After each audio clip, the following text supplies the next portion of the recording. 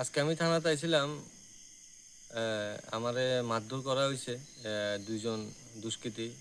তারা হঠাৎ করে আমি বাজারে যখন গেছি হঠাৎ করে আমার মারধর করা হয়েছে। তো কি কারণে আমরা মারধর করা হয়েছে আমি মানে নিজেই বুঝছি না। আমি প্রত্যেক দিনের মতো আমি রাত্রেবেলা 9:30 9টা অথবা এমন সময়ে আমি পান খেতাম যাই দোকান বন্ধ করে বাজারে। তখন আজকে বাজারেও সেম ভাবে আমি পান খেতাম যাই, তখন হঠাৎ করে দুইজন দুষ্কৃতী আমার দেখে।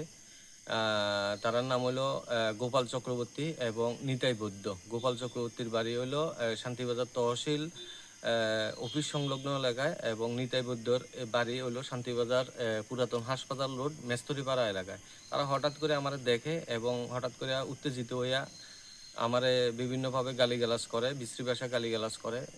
তখন তারা আমারে বিভিন্ন পলিটিক্যালি, যেহেতু আমি নিউজ করি, পলিটিক্যালি বিভিন্নভাবে আমার হেনস্থাকরণের ব্যবস্থা করে, এবং তারা আমার শারীরিকভাবে নিগ্রহ করে এবং মাথায় আমারে 2-3টা ঘুষি দেয়।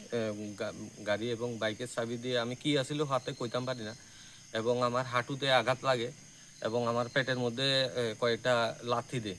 তো আমার শার্টে দেখতেন পারেন আমারে রাস্তাতে ফালাইয়া মারধর করা হয়েছে। তো আমি এখন শান্তিবাজার থানাতে আইছি। শান্তিবাজার থানাতে আমি আমার এজাহার জমা দিছি। এখন দেখি শান্তিবাজার প্রশাসন কি ভূমিকা পালন করে এই ব্যাপারে।